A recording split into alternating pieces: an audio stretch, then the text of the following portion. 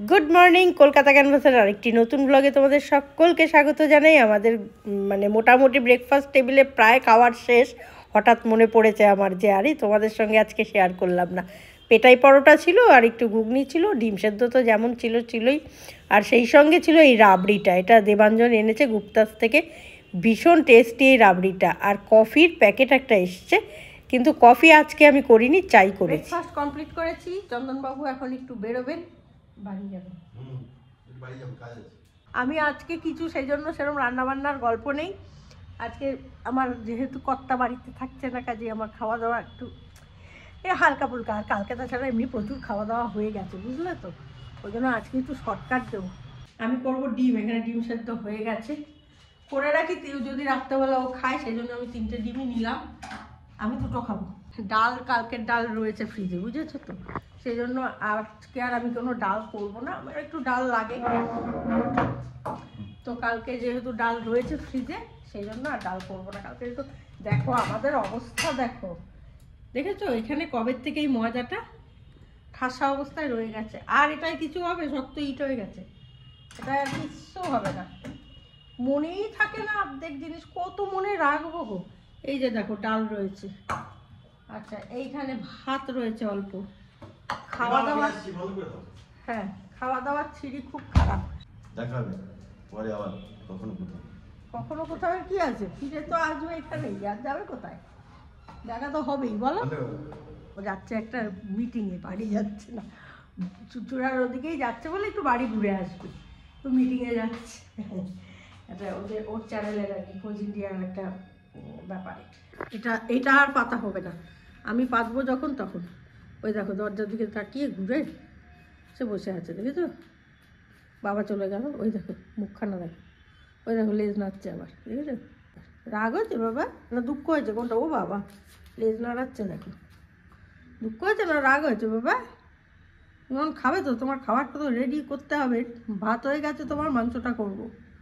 ও বাবা গদ দুঃখে দেখো, আবার আর চোখে তাকাচ্ছে, দেখো ওই দেখো, দেখেছো? ওই দেখো পুরো নায়কোচিত হাব ভাব আমার ছেলে, জানো তো। আজকে আবার সেই মনে হচ্ছে কোনো কাজ নেই, কালকে যেমন রান্না ছিল না বলে মনে হচ্ছে কোনো কাজ নেই। আর এই যে আমার ইন্দ্রদা অল ডে ওরা এত বড় একখানা চিজ, আমি আর অল্প চেয়েছিলাম, এত বড় একখানা চিজ দিয়েছে। এই চিজ আমার পড়েই আছে, চিজ দিয়ে আমাদের কিছু হয়ও না, ফালতু। আমি বললাম ছোট দাও, ছোট ওর কাছে থাকে না, সবসময় ওর বড় বড় চাই। এবার চিকেনগুলো না আমি ধুয়েই রাখি, তবু আরেকবার ভালো করে ধুয়ে নিই 2-3 বার। কেন বলো তো, ও তো খাবে। এবার কি কোথায় ভেতরে রক্ত লেগে থাকে, সেই জন্য আমি একটু ভালো করেই ধুয়ে নিয়ে তারপরেই বসাই।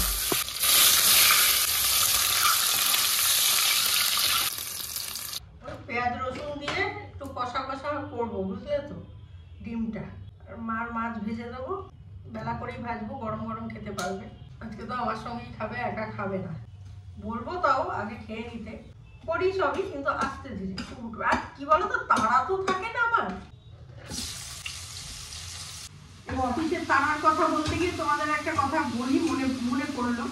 যারা তোমরা নতুন এসেছো তারা হয়তো শোনোনি, যারা পুরোনো তারা হয়তো শুনেছো। আমি 2-1 এই গল্পটা বলেছি। আমার বাবা তো আনন্দবাজারের সিনিয়র চিফ সামেটিস্টার ছিলেন, তো বাবার একটা তারা ব্যস্ততা সবসময় থাকতো। আমার বাড়িতেও সকালবেলার থেকে না কিছু লোক আসতো, যারা ধরো বাবার কাছে নানা রকম সমস্যা নিয়ে আসতো। বাবা করতো সেই উপকারগুলো, যার যেরকম সমস্যা আছে, ক্ষমতা থাকলে বাবা করতো।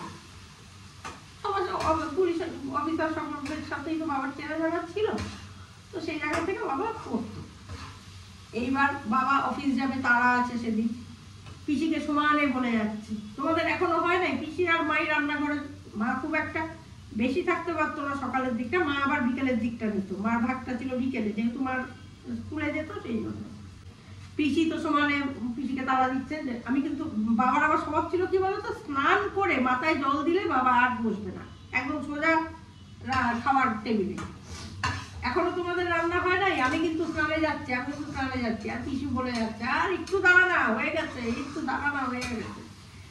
আর পিসি তোমাদের রাখতো আর বলতো ঠাকুর একটা লোক আনায় দাও। আমরা তো বাঙালি ছিলাম, পিসি বাঙাল মতোই কথা বলতো, ঠাকুর একটা লোক আনায় দাও গো, যাতে ও আটকায় যায়, তাহলে আমি রান্নাটা করে ফেলতে পারবো। যথারীতি লোক একটা এলো, এবার তো বাবা তার সঙ্গে মজে গেছে, তার সমস্যা শুনছে, সমাধান বলছে, তার মনটা যেন দুর্বল না হয়, মনটা যেন ভেঙে না যায়, যেন আনন্দে থাকে, তার জন্য সমস্ত মায়ের বাণী বলছে, ঠাকুরের বাণী বলছে, এই সমস্ত বলে টলে তাকে মানে মোটিভেট করার চেষ্টা করছে যে মন খারাপ করবেন না, এরকম হয়ই, সবার জীবনেই আসে, সব এলাকাটা বলছে।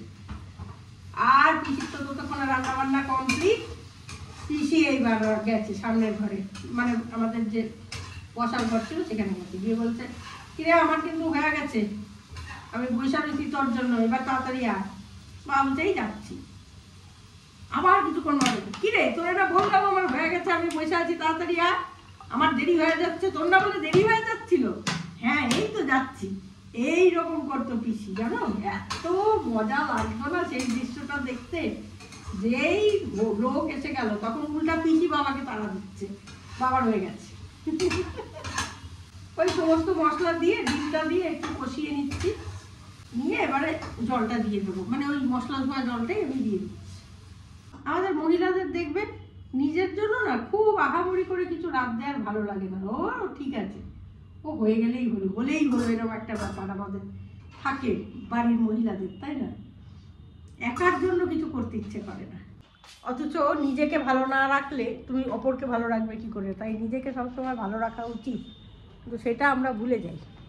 সবাইকে ভালো রাখতে গিয়ে নিজেকে ভালো রাখতে আর পারি না, মনেই আর হয় না, মাথাতেই আসে না। দেখো কি অবস্থা চেয়ারটার, চতুর্দিকে খুব অগোছালো হয়ে রয়েছে, মানে এই চেয়ারটা বিশেষ করে, কারণ এই কমফোর্টারটা কেচে দিয়ে গেছে, এইটা আমাকে খাটের তলায় ঢোকাতে হবে, মানে আমার খাটের নিচে যে বক্সটা আছে ওটায় ঢোকাতে হবে, তারপরে এইগুলো আমি একে একে তুলবো। শীত বস্ত্রগুলো আর একটু কটা দিন দেখি, শীতটা তো যাচ্ছে না, না শীতটা চলে গেলে একটু ঢোকানো যায় বস্ত্রগুলো, তা নাহলে তো খুব মুশকিল।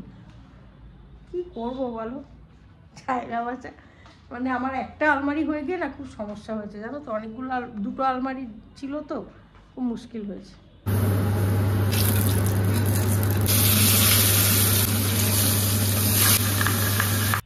পুজো টুজো হয়ে গেল, এবার খাওয়া দাওয়ার পালা, কিন্তু তার আগেই জানলাটা বন্ধ করে দিই, বলো, নাহলে আবার মশা ঢুকবে। এই সময়টাতেই মশাগুলো আসে, জানো তো। চলো এবার খেয়ে নেবো। থালা সাজানো কমপ্লিট।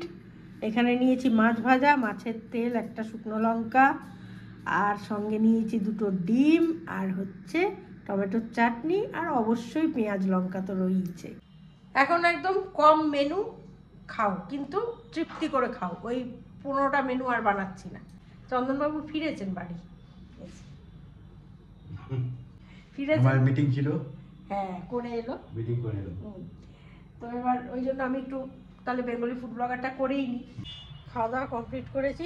কালকে দেবাঞ্জন রাবড়ি এনেছিল গুপ্তাস থেকে, রাবড়িটা এত ভালো না, পুরো ক্ষীরের মতো লাগে, জানো, আমার এই রাবড়িটা বেশ ভালো লাগে। আরেকটা কথা বলি, সেদিনকে আমি বোধহয় গানটা ভুলই বলেছি, হ্যাঁ ওটা বোধহয় হারমানা হারের গান, আমি ভুল বলেছি, বন পলাশি পদাবলী নয়, হারমানা হার, শুধু উল্টোপাল্টা হয়ে যায়। আসলে উত্তম কুমারের সিনেমার গানগুলো না যাই শুনি মনে হয় ওই সিনেমাটা ওই সিনেমাটা, কিন্তু একদম বহুবার দেখা সিনেমাগুলো গন্ডগোল হয় না। আহা মরি মরি চলিতে চলিতে বাজাই কাপন পরনে নীলাম্বরী, পাগল আমি রূপ দেখে মনে লয় অঙ্গ থেকে অরূপ চুরি করি চুরি করি। এই গানটা বন পলাশির পদাবলী সম্ভবত।